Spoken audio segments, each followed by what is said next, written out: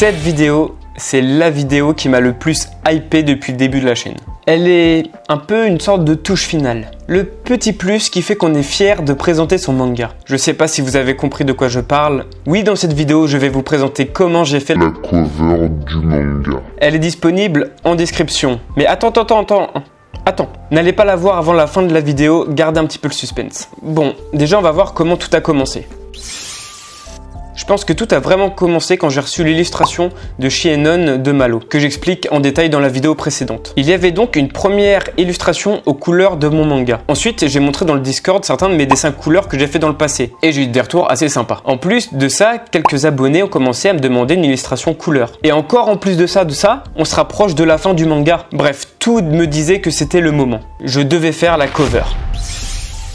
Je me suis donc lancé dans une première version, un peu comme ça, pas trop sûr de ce que je faisais. Je faisais un test, on va dire. Une chose était sûre, je voulais qu'il y ait mon personnage principal, le ciel et le diamant. Ces éléments étant pour moi les éléments centraux de l'histoire. Et je voulais aussi partir sur ce style d'illu que j'aimais bien. Bon, après, faut être ambitieux, elles sont magnifiques. Je me mets donc à dessiner ma cover, mettre un peu de couleur et aussi les ombres. Et là, avant de passer sur les finitions, faire le travail des textures, etc., je me dis, il faut que je demande l'avis à quelqu'un pour savoir ce qu'il en pense et être sûr que je parle là-dessus. Alors au début, j'ai tout de suite pensé à mon frère, mais il n'était pas à l'appartement. Mais en même temps, je parlais sur notre Discord avec Shienon, celui de l'illustration de Malo. Et il m'avait déjà donné pas mal de retours sur mon manga et je trouvais qu'il avait un bon sens critique, sans être non plus méchant. Je lui ai donc envoyé l'illustration en privé pour voir ce qu'il en pensait. Il a dit qu'il aimait bien, mais que le personnage manquait d'un petit quelque chose. Je lui ai demandé qu'est-ce que ça pouvait être. Il m'a dit qu'il lui manquait une sorte de sourire, un regard un peu plus motivé, les jambes un peu plus écartées.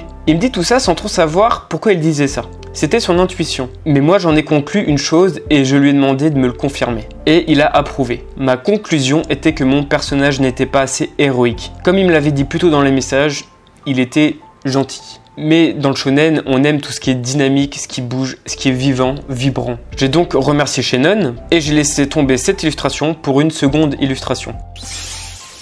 J'ai gardé tous les éléments de la première illustration, mais j'ai ajouté ce fameux côté héroïque à mon personnage, avec une expression plus héroïque, une posture plus dynamique. Dans cette illustration, le héros est en chute libre, symbolisant aussi son arrivée sur Terre. Il essaie d'attraper le diamant qui cette fois est au premier plan, renforçant ainsi son importance dans l'histoire. L'histoire, c'est quand même God Diamonds.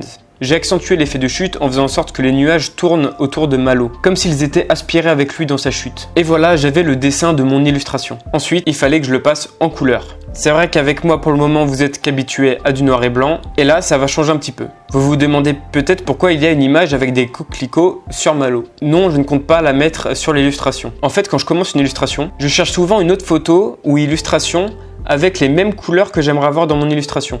Comme ça, je prends les couleurs directement sur cette image. C'est avec ça que je fais ma palette, et comme ça je suis sûr d'avoir des couleurs qui fonctionnent. Je suis tombé sur ces coquelicots en faisant une recherche sur le site Adobe Color. J'ai tapé palette jaune, rouge et bleu, comme ce que je voulais avoir sur mon illustration. Le rouge du vêtement, le bleu du ciel et le jaune qu'il aura sur ses armures. Bon, une fois que j'avais ma palette, j'ai commencé à mettre un fond à mon illustration, avec un dégradé pour le ciel.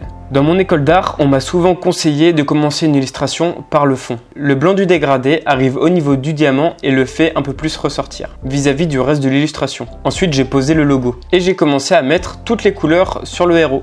Pour la couleur blanche qui est sur le personnage, ses cheveux et ses vêtements, je mets un gris léger pour pas que ce soit un blanc pur. Ça évite de donner une impression de dessin pas fini, un peu un dessin à colorier. Ma vidéo est pas sur le thème du coloriage magique. Par contre, pour les yeux, les dents et les lumières très fortes, je m'autorise à mettre un blanc pur. J'avais les premières couleurs, mais quelque chose me frappa. C'était trop sombre. En fait, à part si on veut une ambiance dark, par exemple une ambiance de nuit, mettre trop de noir dans les couleurs abîme l'illustration. J'ai donc retiré un peu de noir et un peu plus saturé les couleurs pour avoir ce résultat plus coloré. Je me suis aussi autorisé à changer un petit peu les couleurs. Et j'ai fait les nuages. J'ai choisi de ne pas mettre de contour sur le décor. Je trouve que ça rend mieux. Typiquement, ça va faire sortir le personnage. J'ai aussi un petit peu réduit le dégradé en fond, que je trouvais un petit peu trop fort. Ensuite, j'ai créé un faux soleil pour m'aider à placer les ombres. Ceux qui dessinent sur du papier peuvent très bien découper un soleil et le mettre sur leur planche et le balader avec leurs mains. Ensuite, j'ai testé les différentes ombres avec le soleil jusqu'à qu'il y en ait une qui me plaise bien. J'ai donc fait les ombres. J'en ai aussi mis sur les nuages pour leur donner du volume. Ensuite, j'ai commencé le diamant. J'ai mis une lumière autour pour l'aura qu'il dégage, puis j'ai colorié l'intérieur. Je lui ai mis des traits autour avec des petites particules de lumière pour montrer son pouvoir. Un peu comme j'avais fait sur le logo, c'est dans ma première vidéo. Et j'ai aussi peint la main du personnage en bleu pour montrer la réflexion du diamant. De temps en temps, ça rend bien dans les illustrations de rajouter des lumières un petit peu colorées, qui n'ont rien à voir avec la lumière globale, qui crée les ombres, mais juste un petit peu de couleur. J'ai testé des traits d'air sur Malo pour montrer un petit peu plus sa descente, mais ça m'a pas convaincu, du coup j'ai pas continué. J'ai ensuite mis des petits points de lumière sur les yeux, ce qui dans une illustration rend tout de suite le personnage plus vivant. Et aussi j'ai mis la réflexion du diamant dans les yeux, ce qui donne du réalisme et aussi beaucoup d'esthétique. Et j'ai également ajouté une aura à son auréole et aussi des lumières sur les armures pour la texture d'acier. Ensuite j'ai mis de la lumière en dégradé partout sur le corps. J'ai aussi accentué l'aura du diamant, mis un petit dégradé rouge sur les joues pour le côté humain sympathique et j'ai rajouté en micro détail des petites lumières sur l'armure pour créer des petites réflexions. J'ai mis la ligne d'ancrage bleu foncé à la place du noir. Un peu par rapport à ce que je vous ai dit sur le noir tout à l'heure. Le noir, ça salit un peu l'image. Et aussi parce que le bleu, c'est la couleur principale de cette illustration, donc ça rend la chose un peu plus homogène. Faut pas oublier que le noir, ça compte comme une couleur, donc si on rajoute du noir, c'est comme si on rajoutait une couleur à l'illustration. Et trop de couleurs, c'est pas top. Bon, voilà, j'ai fini. Et ah oui, j'oubliais, j'ai aussi rajouté le petit 1 du tome, dans un contour qui a la forme du diamant que Malo a sur son front. Et le petit blast des familles aussi. Bien calé sur la même ligne que le logo, pour pas que tout ait l'impression de flotter. En essayant de pas les mettre trop gros pour pas abîmer l'illustration. Et voilà, c'est vraiment fini. Dites-moi ce que vous en pensez en commentaire, si quelque chose vous gêne ou autre, ou alors même si ça vous a plu. J'espère qu'il y en a aussi qui vont apprendre des astuces de ma méthode. Sur ce, un max d'abonnements, un max de likes pour un max d'encouragement. On se retrouve la prochaine fois pour la suite des aventures. À la prochaine, ciao.